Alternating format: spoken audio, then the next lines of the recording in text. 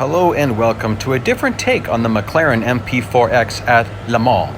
I put out a video in April of 2020 that showed how you can earn massive currency in this race, and it's very popular and somewhat controversial. Some people are very upset at me taking off-track cuts, even though I explain it's just for the purpose of earning currency, and I can respect their opinion.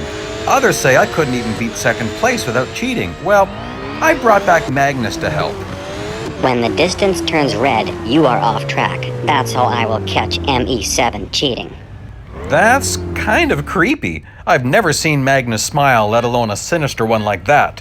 Usually if I was doing a race like this, I would start off by going backwards, because these bots are super slow and I don't want to just drive slow for a whole lap. However, people will accuse me of cheating if I do that, so I guess I'll just do donuts while I waste time and show you some inside shots of the car. Donuts during a race is not cheating. It's just stupid. Thank you for that clarification, Magnus, I think. While I was doing those donuts, I definitely didn't go off track, and they definitely didn't give me any advantage. I'm sure anyone would attest to that. So, now you can keep your eyes on my distance and you can see if I ever go off track, because a lot of people don't actually know track limits at Le Mans. They think they do, but track limits are all about what this game says they are. Now, here's an inside view of the McLaren MP4-X. Some people have asked me for this. I'm not going to drive like this for very long, especially when my timer's running out, but I've done this on purpose. See, watch, I ran out of time, but I caught them before I came to a stop so I can keep on going. Did I go off track? All of that was on track, but I'm keeping my eye on you. That's kind of creepy. Although, I don't mind. Magnus is going to be the roughest official there is. If I do anything wrong, he is going to point it out. Now, here we come to another corner. This is probably the hardest corner at Le Mans for me. I don't know why, but it's very difficult for me to get some good gains there. And look how grippy this car is. You can thrash it around so much before it actually loses traction. Now, here we're coming up to another controversial corner, and we'll see what Magnus says. The distance counter stayed white. That was also on track. Unfortunately... Boy, I really don't know what his problem is with me. Oh well. I almost feel like I should be putting one of those warnings of, strobe lights could cause seizures for this section. Looks really cool when you go with that kind of bumper cam. This section here you can take pretty fast, even though it's a sharp corner. And again, watch how far to the left I can go. Watch that distance marker. Didn't turn red. Nothing to complain about there. This section coming up here, you can stay full throttle. You really should. You want to make sure the bots aren't in your way.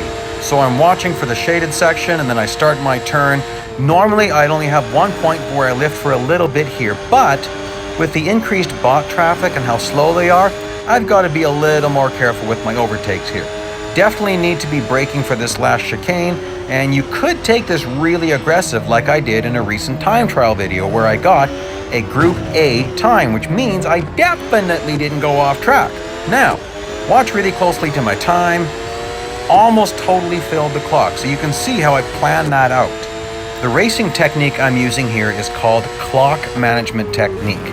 That's where you're really aware of how much time bonus you get per lap, and you watch to make sure that you're not overfilling your timer, because you also get 10 seconds per car. So at Le Mans, we get 68 seconds per lap. Now, for this back section here, I'm going to switch views again to that bumper cam, and it's a pretty cool view when you're going over 400 kilometers an hour. Yikes! I made a video once where I showed how much time bonus you get for every single race in this game. Well, at least at that time. And that can be handy when you're doing clock management technique. Now again, look at this. See, if you're going to save time, you really have to push the boundaries of the track in this game. I remember a couple of years ago when there was a weekly time trial competition at Le Mans, and I was 10 seconds back from the best time, and I just couldn't figure out, how can I be that much worse? But some of it's just stuff like this, like not realizing that you can drive through sections a lot straighter than you think you can, or you can take a corner a lot wider, like this section coming up here. By going so far over to the left, I take the sharpness out of the corner, and that allows me to carry a lot more speed through it. So there's all sorts of things like that. Now, you're gonna start to notice, like, I'm still doing fine on time. Not gonna have a problem on this lap. It's the next lap where it starts to get iffy. And if you've done this a lot, then you know that it's the third lap at Le Mans is very difficult in pretty much any car because you're getting to some pretty big distances. So this is where some of the time saving starts to add up. A big reason why you don't want to waste bots, by wasting them I mean passing them and overfilling your timer. Bots get progressively more difficult. So the first, I don't know, I haven't ever really mapped this out, but let's just say those first 9 to 12 bots are really easy. Like, there's quite a lot of endurance races where you'll pass 12 bots on the first lap. Of course, you're gonna pass more at Le Mans, but even other tracks, you can easily pass 12 bots in the very first lap. But then they start getting progressively harder. And you've probably heard me say this about endless endurance races before, that the bots you face at that point are harder than a fully upgraded car. They are faster than a fully upgraded car. You can see this at the end of a straightaway where they're actually pulling away from you. Even if you were gaining on them earlier in that straightaway, by the end of it, they're pulling away. So that's when you're getting to the 43rd car and beyond. Because generally in an endurance race, once you pass 42 cars, the next car is at the beginning of the perpetual point. And I've experimented with this a few times and found it to be true on most tracks. So far, the only exception I've found is the McLaren P1 GTR at Indianapolis Speedway. I went past 42 cars there and just never saw the point. However, it's still possible in the Nissan Skyline Group A. That race just doesn't pay very well. However, it is piles of fun. Well, this is my difficult corner and I've got to stay super aggressive, so my goodness, am I ever cutting that close. But what does the official say? I have reviewed the footage and that was a clean, fast corner. Holy smokes, what's going on? Where did Magnus get a transporter? Even stranger, did he actually compliment me? He said it was clean and fast. Wow, okay, well, looking at my timer here now, I'm starting to get into trouble. You see, I would like to have 68 seconds when I rounded that last corner to know that I could make it to the end of this lap. So, I need to pass at least one more car, and I need to do it cleanly and aggressively. Oh good, there's another one not too far away, because I could not get a very good pass on him.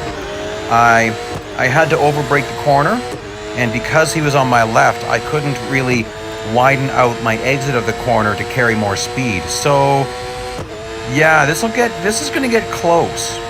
So okay, you're gonna notice right about coming up here, I lift for a little bit. Don't brake. Oh, perfect. He's gonna be right in the zone. Nice. Okay, now I really don't have to worry. I'd like to see another bot before the end of this lap. Oh, there is one. Oh, awesome. And I can slow down a bit. I'm not going to though. You don't really want to, I was just overfilling the timer a little bit. A little bit's not going to hurt you because you don't want to give up too much momentum. So you don't want to give up a nice run. You could end up giving up 8 seconds to save 2. That just gets silly. So here we are, really clean and fast. Still pretty happy with this. This should be the lap that I meet the target distance that I'm trying to hit. And I'm not just going to meet it, I am going to exceed it. The question is, by how much? If I just beat it by like 0.3, that's not that big of a deal. But let's just see what I can do. So the challenge was that I couldn't go 52.6 kilometers without cheating. Well, up to this point, you've seen that I did not have my distance turn red once. Magnus has not been able to tear me down once. I even did donuts for a while to give up time. Now that's just because I'd have a horribly boring lap of driving extremely slow to not waste time. In fact, I would usually drive backwards to bank some extra distance. I'll show you that here. Race volume will now switch to the drop-down screen. So here the race has started and I'm driving backwards. Now, I've used trial and error to figure out exactly how far back I can go before going full throttle and catching up with cars just as I'm running out of time.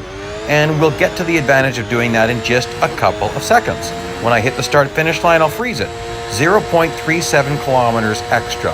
So that's what I could get at the end of this race if I would have done that. Wow, I got close to hitting that guy. I didn't clip him. So this is dangerously low. Time is in short supply. I'll have no trouble hitting my target, but I wanted to go a ways past that. So I've got to stay really aggressive but not make mistakes. I've got to pass this other guy really soon. This is going to get razor close. Okay, so there's 52.6. Can I get another lap? That'd be really awesome. Oh my goodness. 12 seconds, 10 to get to the start-finish line. And there's a bot. Awesome, because this will get really close. I might do this on fumes. Oh, nope, I wasn't down to 0. Okay, lap 5. Now that's great. So as we can see, oops, well, I didn't mean to hit him. Still, didn't go off track. But I do not expect to get additional laps out of this. It'll just depend on traffic. Let's see if that damaged me. If I have a clean car, I should be hitting 435 to 436 at the end of this straight. If I've got tier 2 damage, I'm only going to hit 415. I would say I've got tier 1 damage. That means 424 will be my maximum speed. Yeah, and I didn't optimize it, but with tier 1 damage, so that means the first notch of damage. There's two stages of damage. Each one is going to affect your car overall. So lower top speed and lower grip, longer acceleration times, and braking distances. That's why you really don't want to be taking on damage in endurance races, because it just means you won't be able to go as far. Sometimes though, on some tracks it really doesn't matter.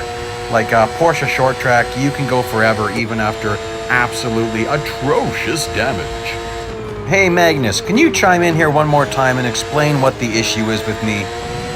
ME7 is a good driver, but I do not like him. He almost killed me once and wrecked my Koenigsegg. Oh, you're still really upset about that? Well look, I'm sorry for smashing you into that one barrier, but you're the one who got stuck in the concrete wall. You guys can look at that footage if you want to. This is a pretty good distance. I only had one minor accident that didn't benefit me. It hurt me because it slowed me down. Bear in mind, we could add 0.37 to this total if I would have done that backwards driving at the start. Here are some of the links that I made reference to. If you like this video, please press like and please subscribe while you're at it. And thank you for joining me today. Who knows, maybe we can convince Magnus to join me again sometime. Don't count on it.